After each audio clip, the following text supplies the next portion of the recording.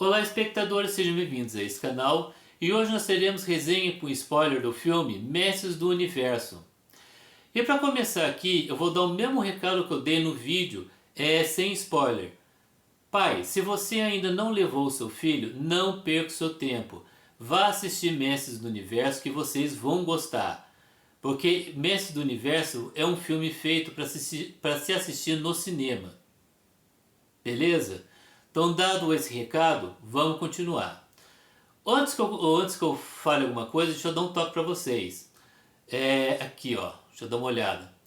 Deixa eu dar um toque para vocês. Quando eu estiver falando aqui e aparecer um clarão, é porque muitas vezes a câmera aqui do celular, ele tenta se ajustar a luz, então dá esse clarão. Então, tipo o que deu agora. Então, gente, não se preocupe. Se vocês virem esse clarão, não é que eu estou sendo abduzido não, tá? É porque a câmera está tentando se ajustar à luminosidade, beleza? Entendido isso? Não precisa, então não precisa ficar achando não que eu ET que está vindo aqui me raptar então, beleza? Entendido isso? Vamos lá então. Com relação ao filme, eu quero colocar então algumas informações adicionais que eu esqueci de colocar no vídeo sem spoiler. Primeiro, a questão das piadocas. Que além das piadas de quinta série, você também tem a tiração de sarro com a sexualidade do Adam. E você também tem piadas de duplo sentido. Calma. Se você for levar o seu filho no cinema, não tem problema. São piadas simples, mas são piadas de duplo sentido. Eu já estou falando aqui para vocês, pais, não serem pegos de surpresa. Beleza? Porque é o tipo de piada que você não espera numa produção dessas.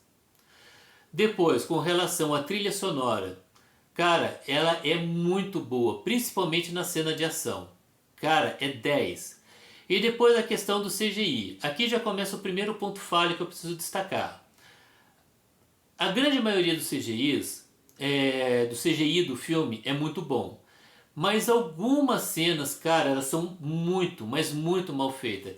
Tem 3 delas que você olha assim e se diz, nossa cara, mas que servicinho porco. Nesse nível, eu não estou de brincadeira não.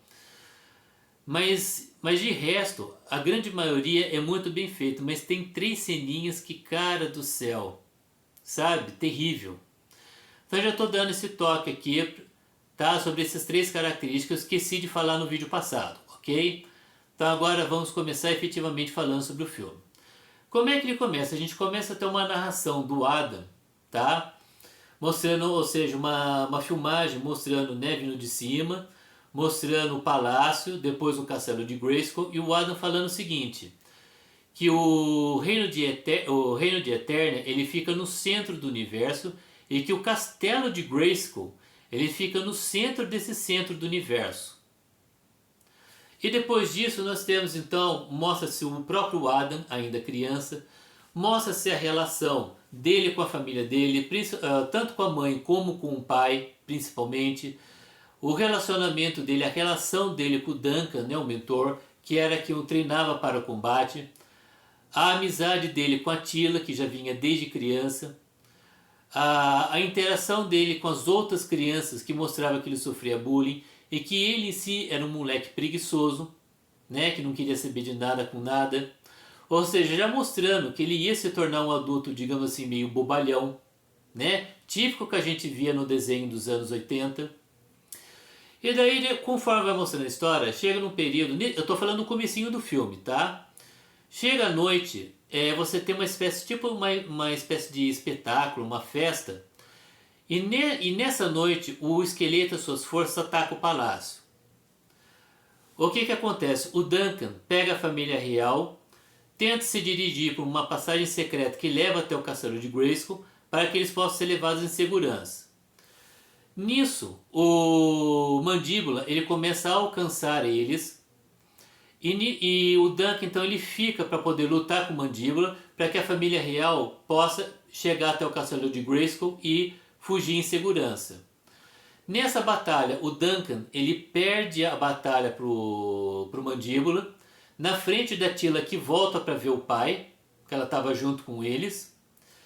Então ele não só foi derrotado pelo Mandíbula, ou seja, falhando em proteger a família real, como ele também foi humilhado na frente da filha, Fora a explosão que aconteceu que quase levou à morte dos dois, inclusive da filha dele. Guarda isso. Voltando agora para a família real. Na metade do caminho, o esqueleto consegue interceptar eles, só que o rei Randor fica para lutar contra o esqueleto e seus comparsas, e a esposa e o filho dele seguem correndo para o castelo de castelo. O rei ele é capturado. Mãe e filho entrando dentro do castelo. A feiticeira abre um portal, entrega a espada de Grayskull para o Adam. O esqueleto chega, manda um raio, nocauteia a mãe a rainha, a mãe do Adam. A feiticeira empurra o Adam junto com a espada dentro do portal. Ela vira um pássaro, foge. E nesse portal, nesse buraco de minhoca em que o Adam e a espada vêm em direção à terra, o Adam acaba não conseguindo, tendo forças para segurar a espada, e ele acaba, depois mostra ele saindo do portal, caindo definitivamente na terra, num lago. E a espada foi também para a terra, só que se perdeu. Gente, a primeira coisa que eu preciso falar sobre esse comecinho, ele é muito eficiente, primeiro, para mostrar a origem do He-Man, a mitologia, né, da franquia, ao início da treta entre o esqueleto e o He-Man. Então esse comecinho do filme ele é muito eficiente ao introduzir a história do He-Man e de todos esses personagens, ou seja, o comecinho, a origem de tudo. Esse comecinho ele é muito eficiente, tá? Para aquele espectador, para essa nova geração que está vindo, que não conhece essa franquia. Para gente que é velho, beleza, mas para esse pessoal novo, esse comecinho é perfeito como introdução da origem dos mestres do universo. Depois você tem a passagem da Terra, em que simplesmente mostra, né, já corta desse período do lago e já aparece o He-Man no encontro, mostrando que aquela narração do começo era do He-Man para uma moça que ele estava saindo. Inclusive ela acha que ele é louco, todo mundo acha que ele é doido, porque o Adam ele simplesmente fala para todo mundo, conta essa história para todo mundo. Em outras palavras, a passagem dele da Terra, o que mostra? Simplesmente para mostrar aquele cara, digamos assim, imperfeito, entendeu? Digamos assim, o cara, como é que eu vou dizer? O pamonha que ele é, tá certo? O cara bobalhão. E já dando também um toque, já mostrando já que ele vai ser o grande alívio cômico do filme. Se não for o maior alívio cômico, o maior alívio cômico do filme. Eu acredito que ele seja o principal. Tá certo? Outros que assistiram o filme podem, digamos assim, discordar de mim, mas eu acho que o Adam, ele foi o principal alívio cômico do filme. Daí, depois desse encontro com a menina, simplesmente desaparece do nada, ela foge dele. Ele vai para um AP, mostra que ele mora junto com um amigo dele, mostra ele no trabalho que todo mundo vê ele como um doido. A interação dele com a chefe dele, que é tipo aquela pessoa que ele está numa empresa de RH, né? Mostra que a mulher, né, que é chefe dele, meio toda polida, toda politicamente correta, mas chamando ele para chamar a atenção dele, entendeu? Então mostra a interação dele até que chega um momento que ele pega, né, ele recebe uma mensagem, ele vai pegar a espada, ele chega numa loja loja mesmo de produto geek, sabe, quadrinhos, mangás, action figure. Aparece um bárbaro segurando a espada, realmente a espada verdadeira, que é um dos primeiros easter eggs que, como todo mundo sabe, o He-Man ele foi concebido, tá, para ser uma espécie de protótipo do Conan, para seguir a linha do Conan. Então esse bárbaro que aparece é, digamos assim, uma das caracterizações que foi descartada na hora de criar o He-Man. Uma concepção artística descartada na hora de se criar o He-Man. Então você tem uma cena constrangedora, a menina da loja chama a polícia vai lá, prende o Adam, tira sarro dele, e aí que aparece, que começa a ação, uma das ações do filme, que eles estão no meio do engarrafamento, quando o Adam está indo em direção à delegacia, aparece o Homem-Fera. O Homem-Fera tenta capturar o Adam, aparece a Tila, salva ele, os dois conseguem fugir para uma nave e finalmente vêm para a Eterna, volta para a Eterna.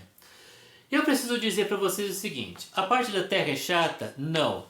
Ela é arrastada? Não. Ao contrário, ela é bastante direta. Inclusive só serviu para mostrar como a Terra teve um efeito nocivo em cima do Adam. Entendeu? Na construção de personalidade dele, na baixa autoestima.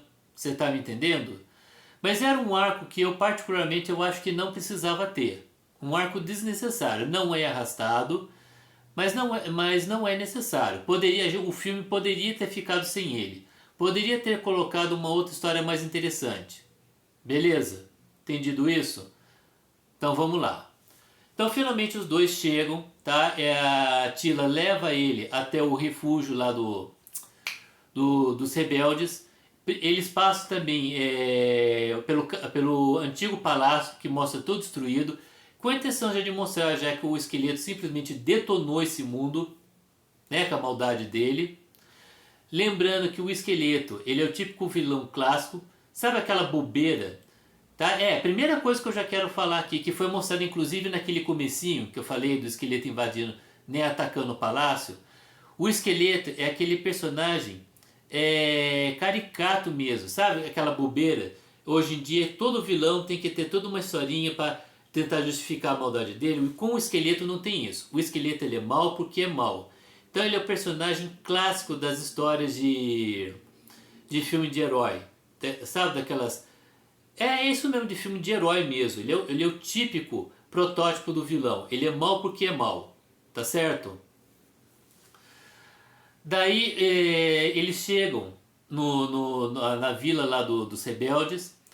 A Tila leva ele até o grupo dela, né, dos rebeldes, que tá o Ariete, o Bárbaro, né, com aquela mãozona que dá aquela porradona. Esqueci o nome deles, tá?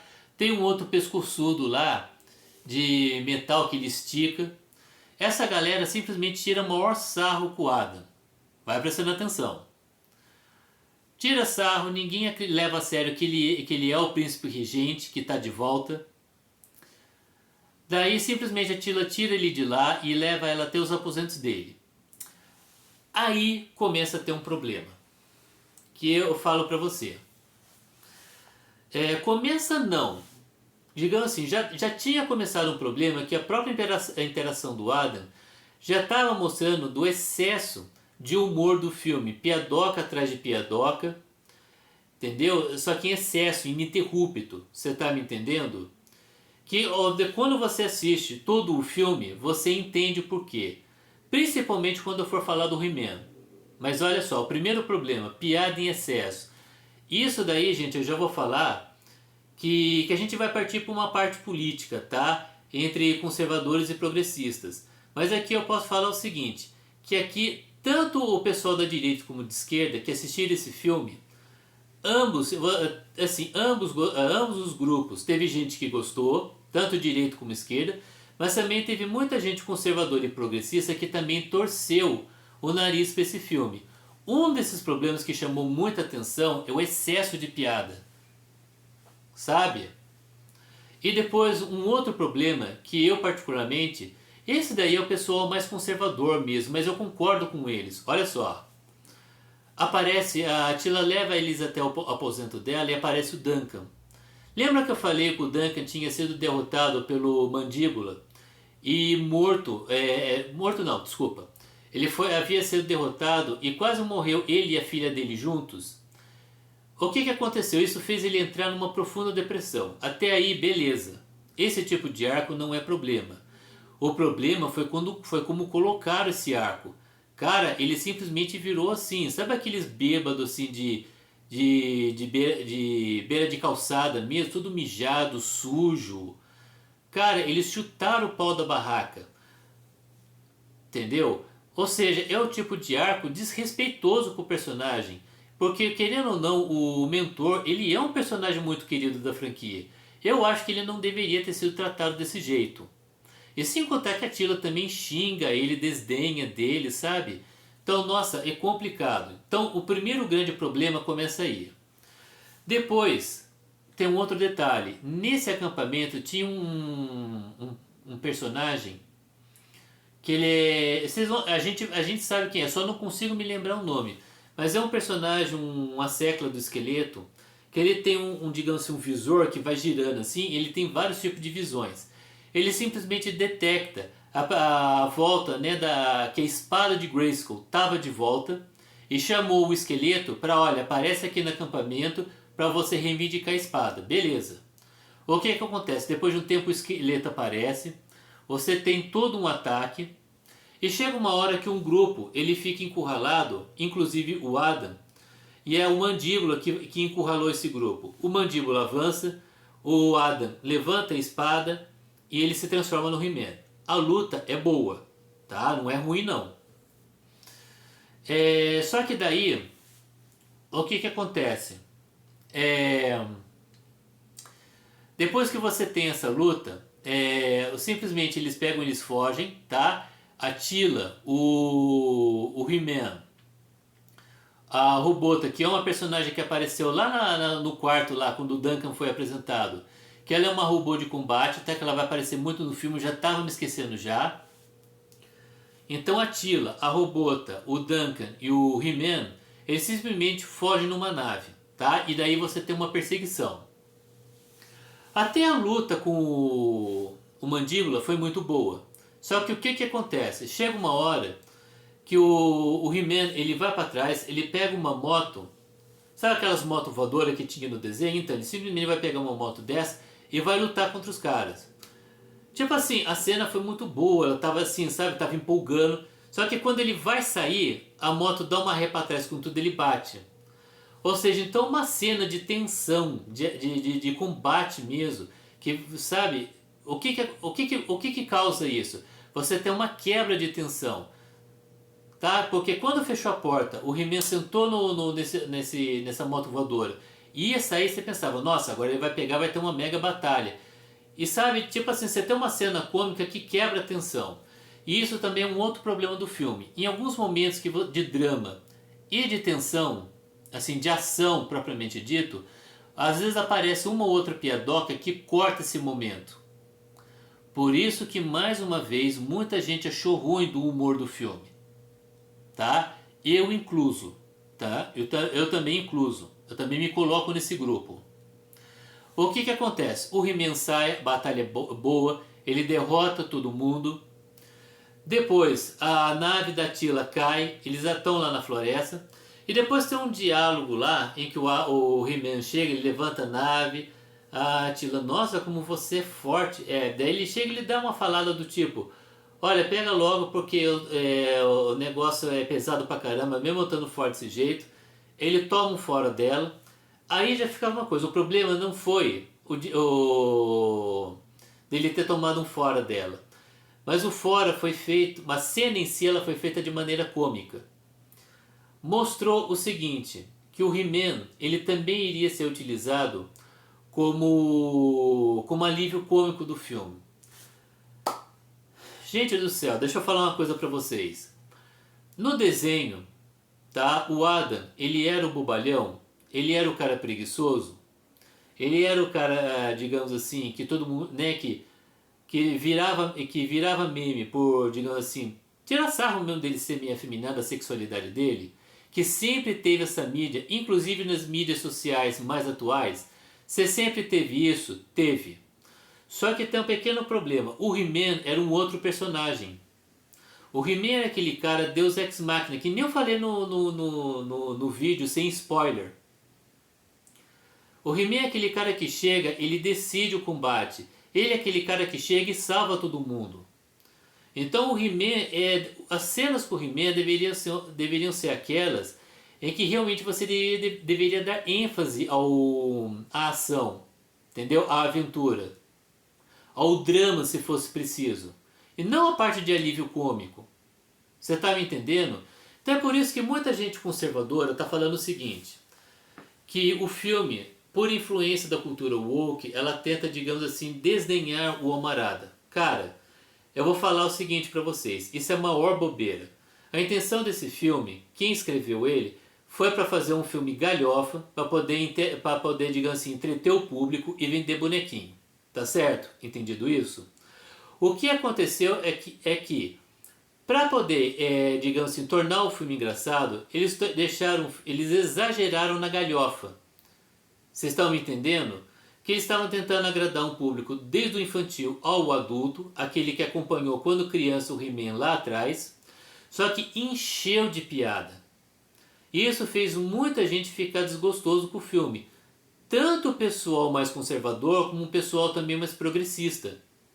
Mas não tem nada a ver com cultura woke, tá? Tira isso da cabeça, tá certo? E um outro detalhe também que eu quero aproveitar para falar, que é o seguinte, sobre a questão do Duncan, né? Que é feito pelo Idris Elba. Gente, tem pessoas que estão reclamando sobre o negócio de troca de etnia do mentor. Eu vou ser sincero para você. Isso é um tipo de lacrate? Não aqui no filme, calma. A troca de etnia é uma forma de lacrate? É. Acaba atrapalhando algumas obras? Acaba. Mas não aqui. Porque independente da etnia do Duncan, seja ele negro, índio, japonês, azul, verde, não importa. A etnia dele não importa no personagem. Então aqui, tá, o fato do Duncan ter saído de branco ruivo, eu acho que ele era ruivo mesmo. Para um cara negro não tem problema, tá? E se você tá e continua achando ruim com isso, eu vou falar pra você, cara. Você tem que ser um sujeito muito azedo, para não dizer outra coisa, tá? Então, terem escalado o Idris Elba para ser o mentor, gente, foi muito bom. O problema não foi a escalação do ator, mas foi o arco de personagem, a história que deram para ele. Que os roteiristas chutaram o pau da barraca e foi um desrespeito com o personagem. Beleza? Agora continuando. Tá? Nessa cena em que o He-Man ele toma um fora da Tila, tá? De maneira cômica, e deixa bem claro que ele ia ser um alívio cômico do filme. Em outras palavras, ao invés dele ser do Adam ser um personagem e o He-Man um outro personagem, os dois serem personagens distintos, deixou muito claro que o He-Man nada mais era que um Adam, só que com super força. Tá certo? Então, esse é o terceiro grande problema do filme. Primeiro, excesso de piada, o que fizeram com o mentor e depois com o próprio He-Man. São os três grandes problemas do filme. Beleza? Registrado isso, continuando. Então, nesse período que eles estão na floresta, o esqueleto aparece num holograma, tá? Falando pro Adam ir lá na Montanha da Serpente, porque os pais dele estavam presos lá e que, sei lá, eles poderiam morrer a qualquer momento. Isso porque, quando eles fugiram de lá, o esqueleto depois chega numa nave, tá certo? Ele tortura, tá? Ele pega alguns camponeses, ele pega para torturar, e ele queria saber quem era o grande guerreiro que havia derrotado Mandíbula. Inclusive, nesse lance que ele faz refém, ele mata o Homem Musgo, que é uma cena muito boa até. Por isso que eu falo que o esqueleto foi, digamos assim, foi o melhor personagem adaptado nesse filme. Que é o que se espera mesmo de um vilão. Tá certo? Na medida certa. Então ele mata o Homem Musgo e o outro lá que tinha, digamos, assombração, ele fala que aquele grande guerreiro era o Adam, o príncipe de Eternia. Daí então caiu a ficha do esqueleto que o príncipe já havia conseguido evocar os poderes de Grayskull. Então ele aparece nessa ilusão depois à noite, chama eles para uma armadilha, tá? Que era evidente. E daí tem um outro lance. Quando o He-Man, junto com a Tila, né, a Robota, o mentor, invadem o castelo, você tem um primeiro embate entre o He-Man e o esqueleto, a luta é boa. Só que, se eu não me engano, acho que o He-Man ele lança um raio que faz desabar o teto da parede. E nisso o esqueleto pula, consegue se desviar, só que o pai do He-Man não. Parece que ele estava sendo feito refém, um negócio assim. Cai, fere mortalmente o rei, o He-Man, Adam praticamente, né, na forma de He-Man, se despede do pai e depois ele é nocauteado pelo esqueleto. Tudo bem? Eu particularmente já também discordei dessa cena. Poxa, o He-Man fazer uma besteira dessas... Cara, o He-Man do desenho você não esperava fazendo um troço desses. mais uma vez mostrando que ele é praticamente o que o He-Man era nada mais nada menos que um Adam, só que com super força. Ou seja, um bobalhão. Só que agora é um bobalhão com super força. Beleza? Depois sai de lá, ele vai preso. Na prisão, ele reencontra a mãe dele. Só que daí ele combina com a galera de escapar, porque ele fala que apesar da grade ser de um metal indestrutível, mas as paredes eram de pedra. Eles bolam um plano, conseguem escapar de lá. E nesse meio tempo o esqueleto, ele tenta invocar os poderes, né, depois dos aposentos dele, e não consegue. Daí a Maligna fala, olha, tem um ritual que se a gente for no castelo de Grayskull, eu consigo liberar destravar os poderes da espada para você. Então o esqueleto simplesmente pega e fala, ah, então demorou. O que a gente está fazendo aqui ainda? Eles vão para lá. Antes, uma cena. Só que antes disso, mostra uma cena de abuso, que o esqueleto fica muito bravo por não estar conseguindo usar a espada. Daí que a Maligna solta essa fala, mas mostrando que o esqueleto ele não é abusivo só com a Maligna, mas também com os personagens. Lembra naquele comecinho, quando o Adam consegue escapar com a Tila de volta para a Eternia, da Terra de volta para a Eternia? O Homem-Fera chega retratando, né, o fracasso dele, em que o esqueleto queima a cabeça dele, mostrando o nível de crueldade do esqueleto. Então a crueldade não é só com a Maligna, tá? Vamos deixar bem claro isso daí. Agora aqui, voltando. Os dois vão até o castelo de Grayskull. Os rebeldes, o Adam, mais a Tila, o mentor, o restante da galera, foge também, vai até o castelo de Grayskull. Chegando lá, o esqueleto coloca a espada num altar lá para a Maligna poder realizar o ritual. Tem-se uma confusão, o Adam consegue se esgueirar, pega a espada e vira de novo o He-Man. Daí começa a luta entre eles. Falar para vocês, a luta foi muito boa, só que teve uma hora na tiração de sarro, o He-Man simplesmente para de lutar, fala pro esqueleto, ah, vamos parar com isso, vamos resolver tudo numa boa. O esqueleto topa, dá um contra-ataque, faz o He-Man de bobo, o He-Man volta a lutar, volta a ganhar do esqueleto, daí o esqueleto tenta utilizar essa técnica de novo, não, He-Man, vamos conversar. Daí o He-Man simplesmente dessa vez ignora, não é feito de trouxa de novo. O esqueleto vai soltar um raio, o He-Man pega o cajado dele, espreme, explode. O He-Man tá numa boa e o esqueleto simplesmente desapareceu, só ficou a caveirinha. Daí nisso, a Maligna simplesmente olha o que aconteceu, foge de fininho. Daí chega a Tila, o Duncan, o restante da galera. A própria mãe do He-Man, né, vê o que aconteceu, eles vão embora, todo mundo bem. Depois aparece uma cena, né, que tá todo mundo junto, mostrando o palácio, inclusive, o antigo palácio que estava destruindo. Agora todo restaurado, tá certo? Todo restaurado. Daí, parece todo mundo conversando. Daí, né, a galera conversando, tem uma hora que eles dão, sabe aquela risadona tosca? Mais uma vez tirando sarro. Que como eu já mencionei lá na resenha sem spoiler, o filme, ele tira sarro. Ele tira sarro dos memes. E esse daí é uma hora que aparece esse meme da risada. Que eu havia comentado no vídeo sem spoiler. Eles dão a risadona. Chega uma espécie de semi-humano lá, meio abelha, que é um dos personagens também clássicos do He-Man. Chega pedindo ajuda. O Adam chega pro Pacato e fala: Pacato, vamos indo, que a gente precisa ir embora, né, pra dar aquele passeio e tal. Os dois vão embora, o cara fortão do punho lá pega e fala: pô, mas por que ele tá fazendo isso? Todo mundo já sabe que ele é o He-Man. Por que ele faz isso? Daí depois aparece os dois correndo pela ponte, depois aparece He-Man e Gato Guerreiro correndo numa planície, tá certo? Tipo assim, sabe aqueles papel de parede que parece o He-Man e o Gato Guerreiro assim no alto do horizonte, assim, com a espada levantada? A imagem é justamente essa, tá certo? Então, e assim termina o filme, tá? Então, gente, aqui fazendo os seguintes comentários. Primeiro, o que a gente pode tirar de conclusão aqui? Primeiro, quais foram os grandes problemas do filme?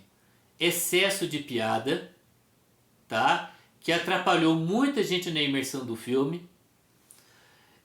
O arco, a história do Duncan no filme, e fazer com que He-Man e Adam sejam o mesmo personagem.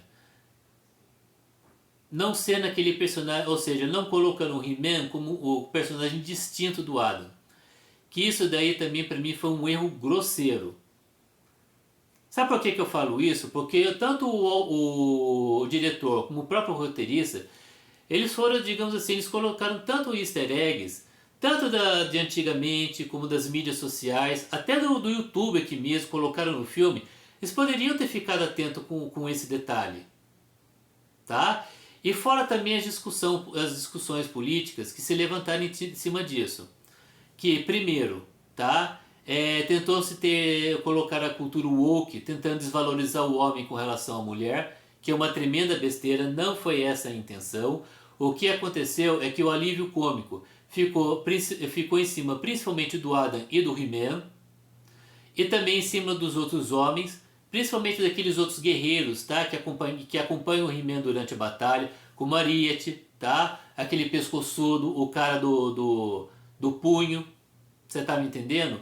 Ao passo que a Teela, que era uma das pouquíssimas mulheres do filme, ela não serviu de alívio cômico. Mas isso é só um detalhe.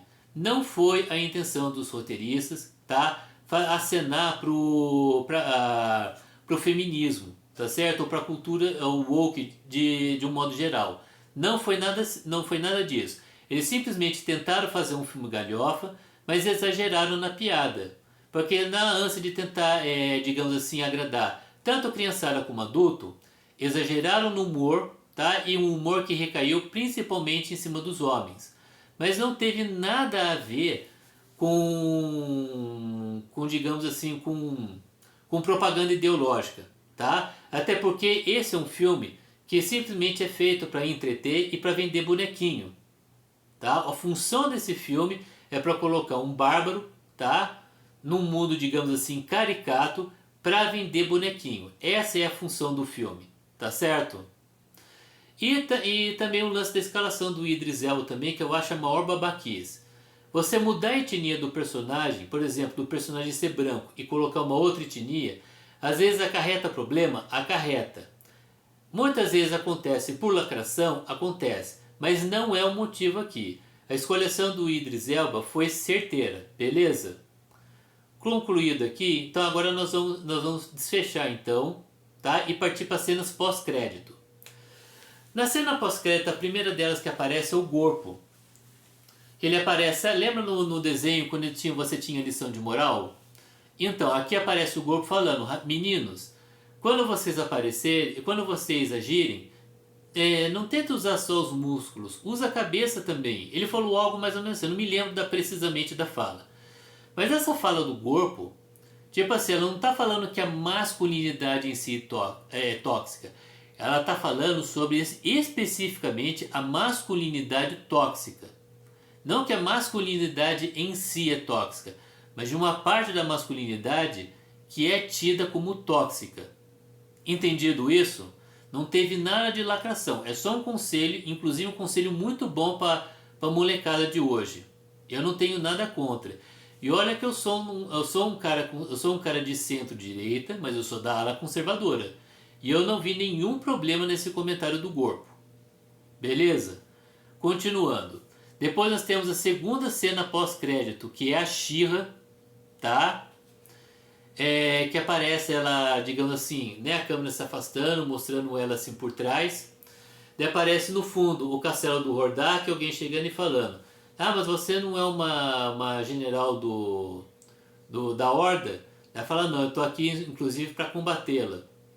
Ou seja, já mostrando que eu espero, eu não vou dizer se é certeza ou não, mas eu espero que na próxima animação de Mestres do Universo, cara, que a gente tenha um filme da She-Ra. Que eu gosto do He-Man, mas a She-Ra também é muito bacana e eu ficaria muito feliz se acontecesse. E depois nós temos a terceira cena pós-crédito, que é a cena em que aparece a Maligna, né, toda malandrona, toda ladina, né, andando pelos escombros lá no castelo de Grayskull, pegando a caveira do esqueleto, olhando para ele e dizendo: você já teve melhor, né? e simplesmente saindo de fininho. Do mesmo jeito, quando ela deixou o esqueleto, quando ele estava apanhando pro He-Man. Tá certo? Que é também uma cena bacana também. Então, gente, então esse é o fim do filme, tá? Então, finalizando, o filme é muito bom, tá? Não se preocupe com o filme por questão de politicagem, que é bobeira. Quem escreveu e dirigiu esse filme não tinha a intenção de trazer politicagem para o filme, tá? O pessoal simplesmente queria um filme para entreter a galera no cinema e para vender bonequinho. Só isso, beleza? Então eu vou ficando por aqui. Eu agradeço se você ficou até o final. E mais uma vez, eu não sei se eu disse isso no começo, mas se eu não disse, eu estou repetindo, eu falo agora. Deixa o seu like, caso você tenha gostado do vídeo, e se inscreva no canal para ajudar ele a crescer, beleza? Então um abraço a todos e até mais.